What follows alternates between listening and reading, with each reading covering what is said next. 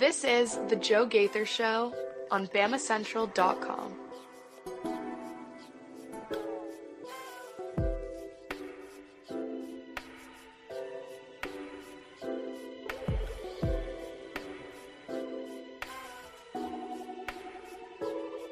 Good afternoon, Tuscaloosa, Internet World, West Alabama. How are we doing today on this Monday, September 16th? Welcome in. This is the Joe Gaither Show on Bama Central and BamaCentral.com. I am Joe Gaither. You are the viewer watching us on the Bama Central YouTube channel. You are checking us out on my own social media machines at Joe Gaither6 for all your social media needs. Or you can subscribe to us on the podcast platform, The Joe Gaither Show on Bama Central, on Spotify, Apple Podcasts, or on Amazon. We look forward to having a great week. It's a bye week. Everybody go on vacation. I hope you get your vacations planned in order. Just kidding. We are putting in work on a bye week, and we're excited for it as Alabama has closed a small portion, the first portion of its schedule.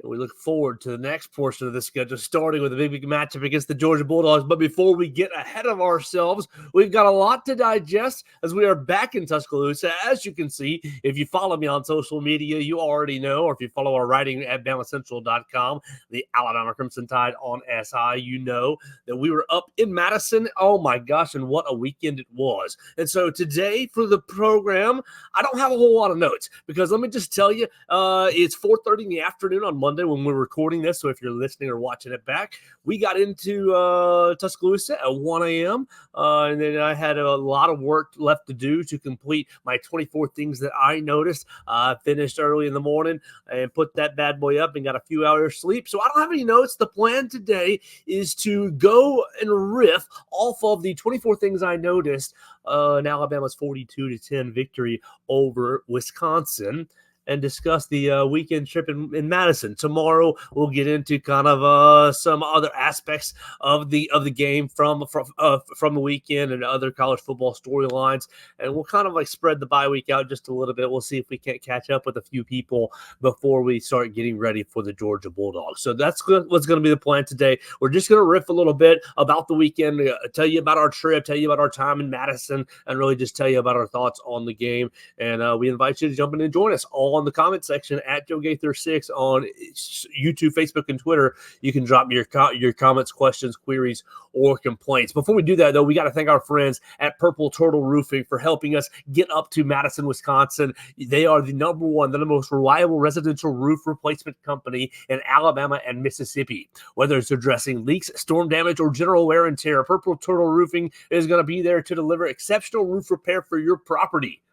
They're the leading expert in local residential roofing solutions, specializing in providing unparalleled service and quality craftsmanship for all your roof replacement needs. Call Dustin Foley and his team today at 877-PT-ROOF-5 for a free roof inspection. That's 877-787-6635 for you, and one of their qualified employees will come check out your roof for free, and they're going to make sure that you're prepared for any and all of life's storms.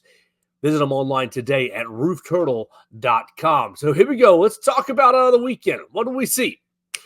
We got up to Madison about midday on Friday, and it was great. I took an Uber down to the campus. I actually started at Camp Randall and got familiar with the area. And for those of you who haven't gone, it was basically the stadium in between the downtown and the campus. And so I was dropped off at the stadium and checked it out, walked around for a little bit, then walked my way to campus.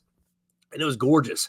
It was absolutely beautiful. All the architecture, they had a lot of unique architecture on campus. They had a massive lake sitting right there next to campus. And so it was a beautiful campus. It was a great day on Friday checking out Madison. But really, you're there for Saturday, the game.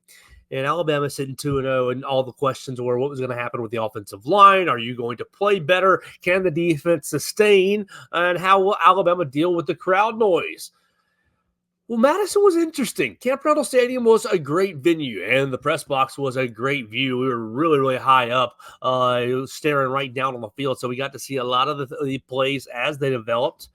But really, the game kind of lost a lot of its juice right there in the first drive. You see Tyler Van Dyke go seven plays and goes semi-successfully moving Wisconsin down the field before tearing his ACL. After it's being reported today that it was an ACL tear, that was kind of obvious to the viewers and obvious to us at Camp Randall Stadium. And so, it was an interesting day. Obviously, Alabama winning 42-10. We predicted Alabama to win. We thought, maybe it wouldn't be as high scoring. Maybe some of the offensive problems would carry over. But at the end of the day, Alabama's athletes, you found 3 touchdown passes for Jalen Milroe, 2 rushing touchdowns for Jalen Milroe. You got a big rushing touchdown for Jam Miller. Alabama's athletes wore down and really just got on top of Wisconsin's athletes, and they kind of fell out of the game when Tyler Van Dyke left the game. Brought in backup quarterback Braden Locke, and he orchestrated the 18-play drive in the second half, and we can talk about that as we get into the program. But it really was never a threat, in my opinion, for Alabama's defense, for Alabama to lose the game. And so it was just a lot of fun to be there. Got down to be and jump around at Camp Randall Stadium. I walked down near the end of the third quarter and found my way into the student section. And they were chanting some vulgar chants at one another as kind of a troll job. We won't repeat the words they were saying, but they were saying bleep, bleep, bleep, bleep back at each other on this. Like you would say, Alabama. They were saying curse word at each other, and the students, the side of the student section that I was in, everybody was laughing along as they were doing it. Curse word. I think there might be some of that on video in my on my social media, but just a different flavor up north. A lot of energy, and look, Wisconsin fell out of the game, as we said, in the first on the first drive. But the people stayed all the way through, jump around, and then the place really, really cleared out. But they were into the game, and they were a great host. On Friday, when I was walking around, I was wearing my Alabama A, and it was a great time, and just kind of checking out the scene and run into several Alabama fans, and you get a roll tide right back to you. But the Wisconsin fans, the people in Madison, a lot of people were, hope you have a good weekend. We're so glad you're here. We hope you win all your games except for this one. I had a small child come up to me and just run up to me and goes, "Go Badgers," right in my face. And I kind of laughed at that. And he walked on, and I heard him tell his dad, he said, "Oh, I told him to go Badgers." I just laughed as I kept walking. But the people were very, very nice. It was a great experience in Camp Randall Stadium. We got to be down on the field, and there was a little bit of maybe sneakiness factor there. But we walked right down with our press credential during pregame warmups, and that's what you can see those videos on Bama Central's YouTube channel. We went right down there on the field, and I watched the right tackle battle, kind of the right tackle questions get answered like 10 feet in front of me. Again, that's right there on Bama Central's YouTube channel, pregame festivities. But you see, obviously, the Alabama comes out with its regular starting five, first five for the first time in 3 games. You get Caden Proctor, Tyler Brooker, Parker Brailsford, Jaden Roberts, and Elijah Pritchett. And we had, going into the season, it was Pritchett and Formby. And it seems like some of those questions were obviously answered after last week's South Florida performance. Elijah Pritchett coming out and getting the start. Everybody healthy, everybody in their own places, and what ends up happening? Well, it's a better day. You only have 2 sacks, and really the sacks, one was a Jalen Milroe scramble. This is the third quarter where he gets stopped at the a yard or two before he gets to the line of scrimmage after he's already decided to scramble. Good job. It counts as a sack. Second sack of the day comes against Ty Simpson. What's that? The second to last drive of the game. So, no, it was, the second to last drive of the game, Alabama's last drive. The offensive line performed really, really well all game long. And what a surprise. Everybody plays in the positions, and they play really well. Shocker.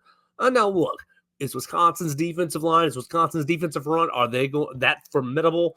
No, but neither was South Florida. South Florida is a different kind of athlete, a different kind of defensive line, more of a kind of a jump into gaps and use their speed and to kind of get around you a little bit, and quickness to get around you a little bit.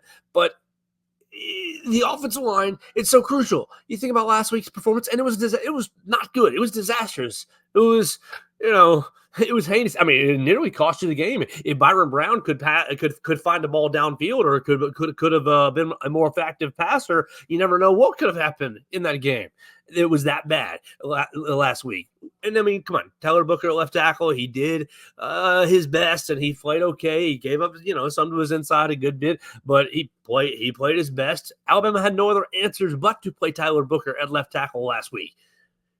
It was a bad performance 2 weeks ago against South Florida, and it gets rectified this past week in Madison, Wisconsin, for tons of rushing yards. I mean, what's the total? Total yards?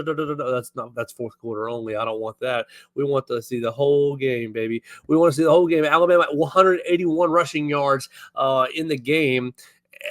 And really keeping Jalen Milroe upright for those deep shots. And we can talk about some of the, accuracy issues that you continue to see. You see it on the first drive. You miss a pass to Emmanuel Henderson. We'll come back to that. And you miss a pass to the left-hand side to Jeremy Bernard, and you put Graham Nicholson on the spot for a field goal. And goodness gracious, what an interesting moment that was. Graham Nicholson's on the spot for a field goal. And, he's the Lou Groza Award winner. Last year, he beat Will Reichert. He beat your boy, Will Reichert, who kicked basically a game-sealing field goal for the Minnesota Vikings in week number 2. And I think the Vikings are 2-0. Good job, Will Reichert. So you miss Will Reichert, but this guy beat Will Reichert out last year for the best kicker in America. This is his first field goal for Alabama in front of 80,000 Wisconsin Badger fans. And my man's can't make it. He pushes it. He keeps it to the right. And Kalen DeBoer today said that they thought that the wind was blowing or was going to push the ball a little bit more. And that was just an unfortunate. Obviously he struck the ball true, and the distance wasn't an issue, but just a small question mark, a little bit of seeping doubt coming in for Alabama, at least at the kicking position. You felt good about it, but you hadn't seen them in 3 weeks. I mean, anybody can make a college extra point. Anybody with composure can make a college extra point at this level. And you see Connor Talty doing the kickoffs. So you look at Graham Nicholson missing the field goal, and you say, okay, you're going to need him eventually to make a field goal. You haven't needed him yet. This was his first attempt on the season and his only attempt so far. He didn't kick another one through the day. Just a little, you want to see him make one maybe against Georgia. Hopefully you won't have to. Hopefully the offense plays as good as it. Hopefully the offense isn't as effective at finding money plays, at finding explosive plays against Georgia.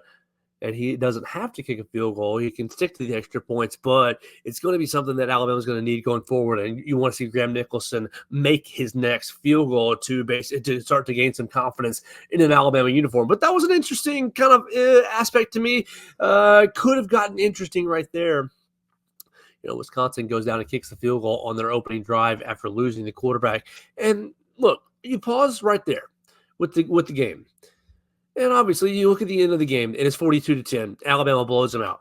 But if you just pause right there and take that small sample size of one drive for Wisconsin and one drive for Alabama, you get the made field goal versus the missed field goal. Okay.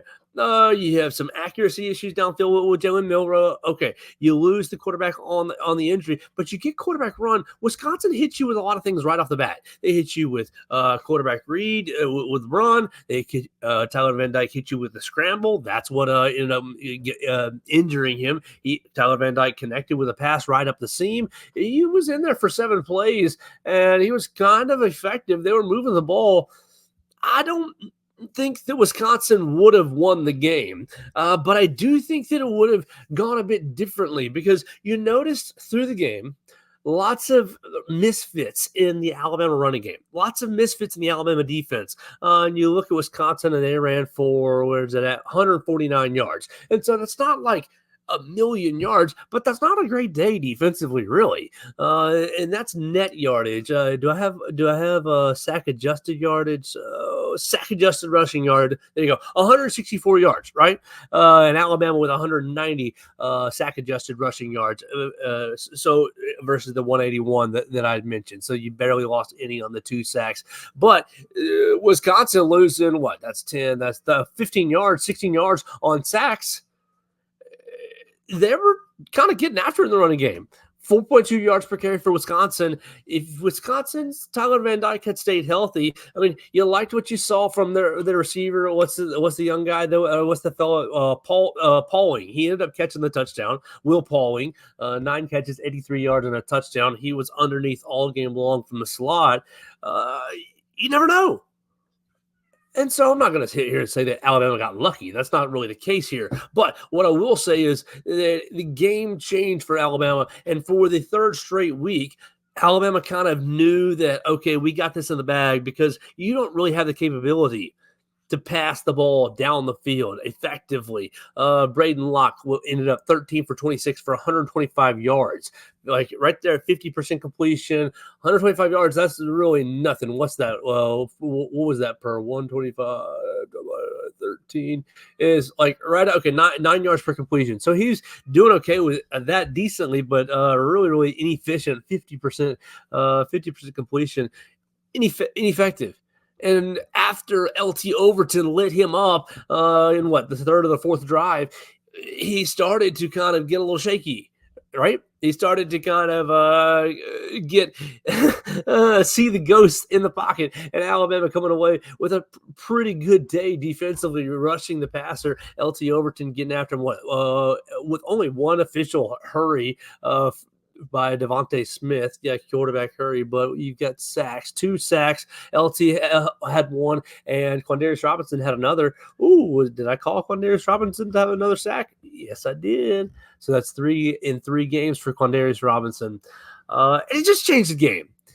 So you kind of just started to have to play the run and bottle up Wisconsin, and you knew that they would never really get into the game. And so basically you've gone unchallenged just from a skill set standpoint over 3 games. You just had to play a clean game, and good job. You did. You played a clean game. You didn't turn the football over, even though Jalen Milroe had one where almost was a fumble. He was ruled down. You didn't turn the football over. Great job. A+ in that category. You did get some turnovers, and you left some out there. LT Overton with a strip sack. He almost had a second strip sack, getting after the quarterback. He had a great day. You got a bunch of turnovers, but you didn't really play the run that well. Malachi Moore, think about the fumble that Malachi Moore ended up forcing and Alabama recovering, and that put Alabama down in the red zone and made it a short field for the Crimson Tide to jump up 14-3.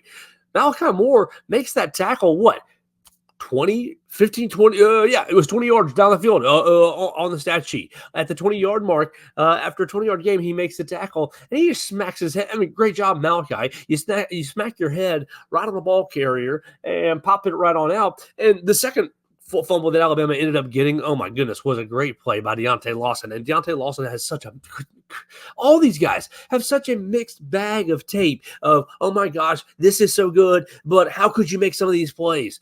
And it happens throughout the entire game. You can see it and read about it at 24 Things I Noticed in Alabama's 42-10 win. Now, granted, it is a novel because I go through play-by-play, drive-by-drive, kind of trying to notice trends or guys out of position or things that don't look right and things that do look right, things that are impressive.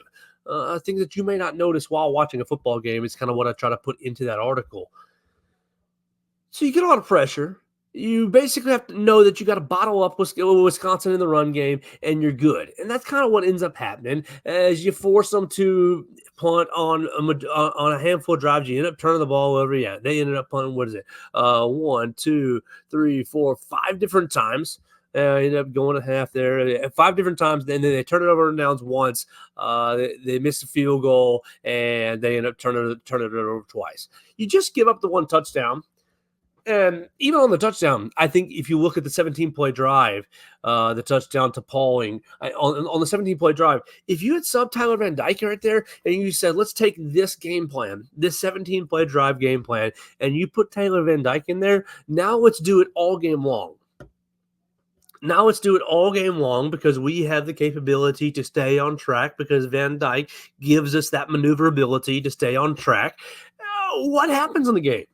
Because they're just dinking and dunking. They're just, death by 1,000 cuts. We'll take our 4-yard run. We'll take our 6-yard run. We'll take our 5-yard run. And then we'll take here's a 7-yard pass. We'll take advantage of your poor tackling and your poor run fits in the run game to move the football just 3 to 5 to 6 yards at a time. And, if we need to go for it on 4th down, on 4th and 1, 4th and 2 or whatnot, we'll be happy to do that. You put Tyler Van Dyke into that game plan, and then you project it in your mind over the course of the entire game. How much different is the ball game? All right, I want to go into Jalen Milroe just a little bit, because Jalen had a very interesting game. Jalen Milroe, obviously, you see the 5 touchdowns and you think, how could you say that's a bad game? And it's really not a bad game. It's an amazing game. 12 of 17, only 5 incompletions, and most of them coming early on in the game.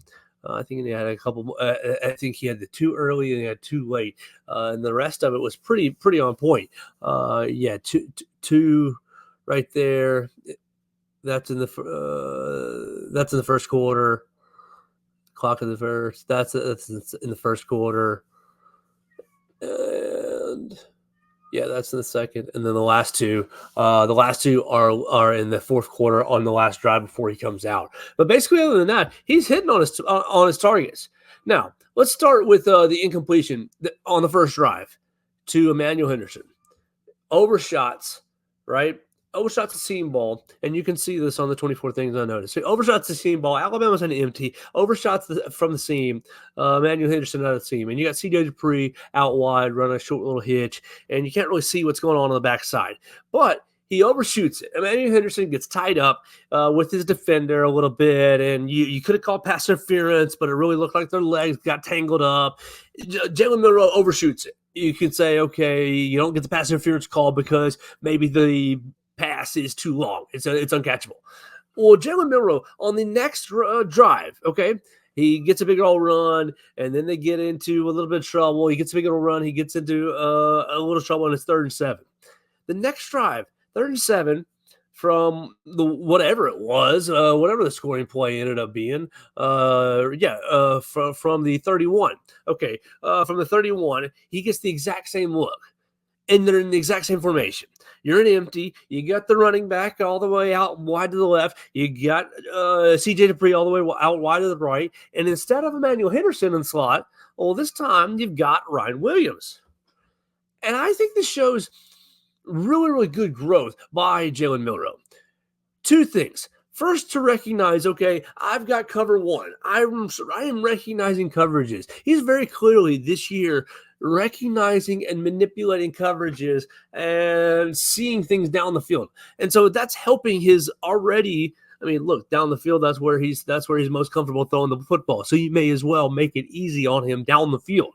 And that's what we're really doing right here. We manipulate it. We're in cover 1. We see that their star safety, Hunter Waller, is playing basically free safety. We've just got to keep the ball away from him.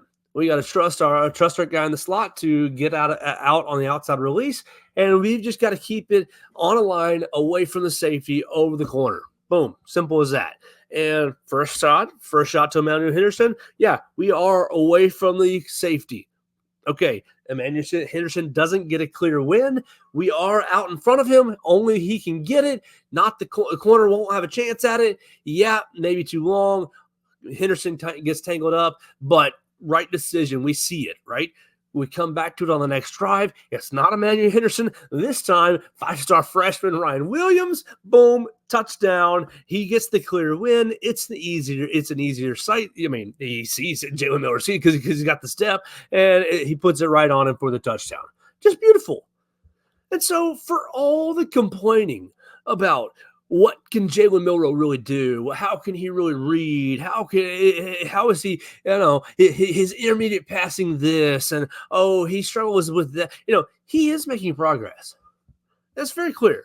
And look, we've all known the downfield passing is what he's comfortable with. He comes back to it at the end of the first half to Jeremy Bernard. I mean, first off, they have a great completion to Ryan Williams on the sideline with, 36, 37 seconds left. The first play and to spark the drive, and boom, you hit the next one to Jeremy Bernard for 26 yards and a touchdown. But the play to Ryan Williams on the sideline was so interesting to me because it looked like Wisconsin was in a cover three, and it looked like maybe the deep third safety on Ryan Williams' side got kind of sucked in with Jeremy Bernard running kind of a bit of a slant or post or so, and Ryan just kind of snuck himself out there down the sidelines, and he gets a good pass while under pressure. And Alabama's underway. But on the next play, basically, again, when Jalen Milroe sees it, when he's confident in what he's seeing, you get a motion on the next play. And so you've left Jeremy Bernard all alone on your left. And you know that basically he's got a deep half responsibility because the right side of the right side of the formation is overloaded. It looks like they're in some form of a cover six, and boom, Jeremy Bernard pushes it to the post and then back out to the corner, and Jalen Milroe drops it right in the bucket. It's accurate. It's as accurate of a pass as you can get because it's right there on the sidelines. It's he gets the feet down. There's nowhere else that it can be, right? And so there is growth in Jalen Milroe's game. But just as there's growth in Jalen Milroe's game, there's still some challenging tape for me to digest. When I look at it, I see two different third down completions to Justice Haynes right there. It's still in the first half. This is in the second quarter when the game's still kind of in somewhat of a balance. You get two third down completions to Justice Haynes, and both of them end up short of the sticks. And so it's like, what are we doing here? The first one, you're throwing it out to Justice Haynes, and he's run a 7-yard route on a 3rd and 9, and so you don't get the first down. The second one is even worse to me because it looks like Nick Sheridan may have schemed up a potential touchdown. 3rd and 7, 3rd and 8. You need to get 3rd and 4. 3rd and 4. 3rd and 4 from the Alabama 20 at 5:03 in the second quarter. You get another cover one look, and basically he schemes Kobe Prentice on a bit of an arrow, and you've got CJ Dupree on a flag route, and so you've put Hunter Waller in another conflicting position if you just give it enough time. But Jalen just immediately whips it out to Justice Haynes behind the line of scrimmage, and Justice gets tackled the line of scrimmage for a gain of 1. And so it goes a 3rd and 4 to 4th and 3, and you're punting. And so it's like some of these things are still so. I don't know if Jalen didn't see the coverage or if he thought that he just trusted Justice Haynes to make the play from behind the line of scrimmage, go break a tackle, get us 4 yards. Maybe that's it, or what he was thinking. Obviously, you get the completion, and that's not a negative there, but it's just that there are still some things in Jalen's game. A lot of people have rightfully complained over the last year and change that, he holds on to the football too long. He holds himself into sacks. But in some of these instances, like just reference, he's throwing the ball before he was allowing things to develop as well. So it's like a feel thing with Jalen. When he's not feeling it, when the timing's not quite right, then it can look as ugly as it might get, right? Now, thankfully, he sat there this year with no interceptions. 2 lost fumbles? I guess both snaps go under his record. 2 lost fumbles, and he lost another, or he fumbled another, but got it back. So you've avoided the disastrous plays. You've avoided the we're throwing a pick six, or we're giving them possession back. We're allowing, goodness gracious, James Burnham to bomb punts away. How many punts was this, James? 4 punts, right? Why does this say 5? Did somebody else take a punt? That's interesting. Maybe someone else took a punt. I'll have to look at that. 4 punts for James Burnham. 212 yards, 53-yard average, 64 yards was his long. 3 of his 4 punts ended up inside the 20. So just like, okay, Jalen, you're allowing your punter, your weapon, to put your defense back on the field, to give your athletic defense chances to make plays, chances to make havoc plays, chances to make game-wrecking plays, the sacks, the interceptions, the forced fumbles. And look, Deontay Lawson, I think I already talked about Malachi Moore's fumble, Deontay Lawson and his fumble that he created. What was beautiful play. He dips in, he swims below the center, and he basically tackles the running back by the ball, and he rips the ball out, and Alabama recovers and basically puts up another touchdown in a play and a half. Breaks it wide open. So Alabama, you're making these havoc plays, but there's still room for growth in Jalen Milroe's game, in the offense's game. I mean, goodness gracious, you look at Justice Haynes. You've had a really, really hard time getting him going this season outside of a couple of runs. Most of the time when 2 carries for Justice, 17 yards. So there have been some concerning things that have popped up, but a lot of good signs on Saturday. And the good signs were the Jalen Milroe deep ball was working. I didn't particularly like the red zone play calling. Yes, Jalen Milroe had the rushing touchdown on 2 different occasions, but it just kind of felt a little cheap to me. A little bit like you're playing Madden and the cheap play will work if you run it 3 times in a row, or if you run it a certain number of times, it's finally going to work. And obviously Jalen Milroe, I think he's the best athlete, the second best athlete, right behind Travis Hunter, maybe in college football. And so it's just like you're obviously going to use him, but I wanted to see a little more creativity down there in the red zone. It made me think that maybe a lot of what we've seen is what we've seen so far is just vanilla, because you want to just kind of get base concepts working. Now, if that's the case, then you really got problems in the run game, because you have left some gaps that Shez Malusi and what was the other kid's name? Tawi Walker and Katie Yakimelli. They had some good running back names up there at Wisconsin this past week. And they found some holes. They found some gaps. The 3 guys all together, what was it? Let me find it officially. The 3 guys all together rushing. Malusi had 66, Yakimelli had 39, and Tawi Walker had 26. I mean, you ran the ball pretty effectively. I'm concerned whether it's a we don't know our assignments issue, or whether it's a we can't win. We're not physical enough to win our assignments. I'm hopeful that it's, and really, it could be neither. It could be we know our assignments, but it's coming really, really fast, buddy. It's happening really fast because we're seeing live reps and live action. I mean, think about it. Look, when you played football, even 5 years ago, even 10 years ago, the camp was so much different. These guys aren't seeing a ton of tackle football live action. We're doing thud in practice. We're thudding them up. We're thudding them up when we're in shells. And look, nothing wrong with that, because you want to keep your players healthy for game day. Absolutely, these days, their players' health is much more at the forefront of the sport these days, and that's to be celebrated, not condemned. But the byproduct of that is you get fewer live reps. You get fewer live repetitions. So what's Alabama doing right now through these 3 games with these 3 opponents is we're going through what we know with our base plays. That's kind of what I've assessed. You're going through what we know. We're going through our base plays, and we are seeing and gaining experience against live opponents. Because look, we don't want to beat each other up. Obviously, there was a couple of scrimmages in fall camp, but it wasn't like every day you're banging helmets and we're taking guys to the ground.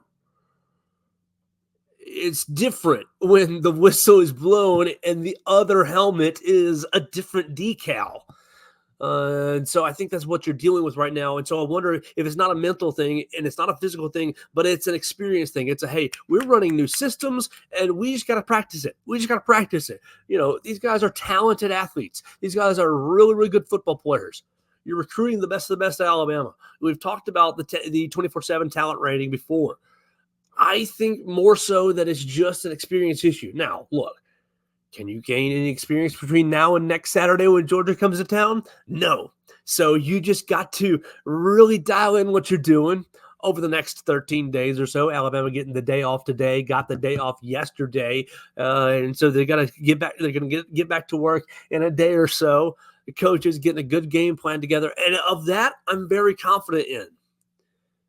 You've seen 3 weeks worth of little wrinkles and 3 weeks worth of play calling and 3 weeks worth of decisions. Yeah, I wasn't a big fan of the red zone play calling this past week, but I think it was a little bit oversimplified because we want to, keep the card right there tucked in our chest, Nick Sheridan. Okay. And I understand that. I think that really what we've seen so far is just the guys trying to ease into their system, get live reps.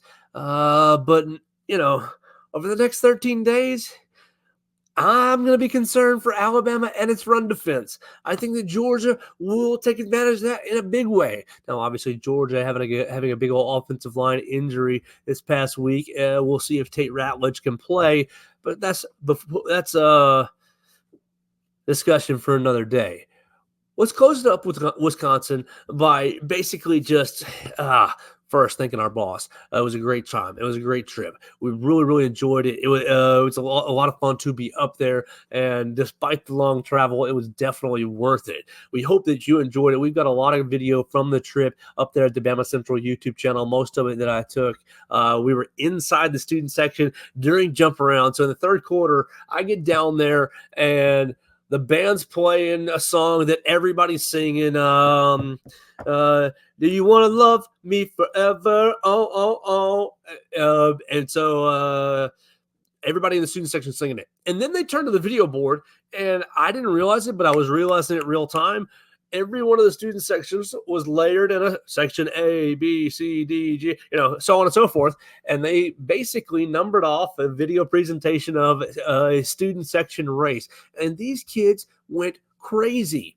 These kids went crazy when their section, their little decal was running across the screen. And when the one decal crossed the finish line first, the section whose it was what, 1 or 2 sections over for me. They went nuts. And as soon as the decal went across the finish line, it went bump, bump, bump.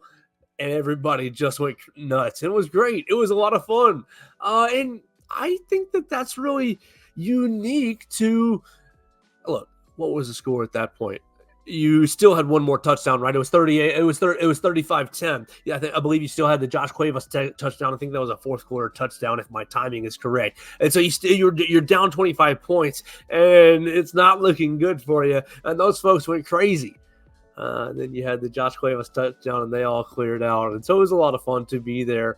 And the folks in Wisconsin treated us very nicely. We enjoyed a couple of good meals up there. Had some Spotted Cow, which is apparently a beer you can only get in Wisconsin. And it was really good. So it was a great time. And I'm really looking forward to our next trip that I will be on is at Vanderbilt. I've got 2 more trips this year at Vanderbilt and at Oklahoma. Some of our other Bama Central team members will go to Knoxville for Tennessee, and we'll go to Baton Rouge for LSU. And so we will definitely have you covered for those road games, all those road games. Alabama Crimson Tide on SI. Katie Wyndham leading our coverage, myself, Hunter DeCiver, and we got a great team around us. So we're going to wrap this up. We thank everybody for joining us. We want to thank our friend Derek Daniel for sponsoring the program. You can call Derek Daniel at 205-758-3391 for home life auto insurance needs, really any insurance needs. You need renter's insurance, you need boater's insurance, trailer insurance, an umbrella policy to get everything under one spot. You can bundle it all together with Derek Daniel at State Farm. Call him today at 205-758-3391. Like a good neighbor, Derek Daniel and State Farm is there. we're going to get out of here for the day. We thank everybody who's joined us. If you want to see any of the pictures, I've put some up on the social media. I think that will be my next move, is to get a spare minute and kind of look through what I took and put a little gallery up and really kind of savor that if you want to check it out at Joe Gaither 6 on your favorite social media machine. But we do encourage you to subscribe to the show on your favorite podcast platform, The Joe Gaither Show on Spotify, Apple Podcast, or Amazon. And we'll get out of here. We'll talk to you tomorrow as this bye week continues. Thanks we'll talk for about joining what the us coaches on said, today's edition really, of the tomorrow. Joe Gaither Today Show was just like on Bama riffing Central. about the trip. Keep up We'll with talk Joe about what the on all coaches his said. social media pages Kane at Womack Joe was Gaither really 6. Kane Womack's on the same page. That run defense has got a problem, and they gotta fix it in 13 days. And we'll see if they can. At BamaCentral.com. We'll talk about that. We'll talk about what Kane Womack had to say tomorrow right here on the program, right here on the Joe Gaither Show on Bama Central and BamaCentral.com.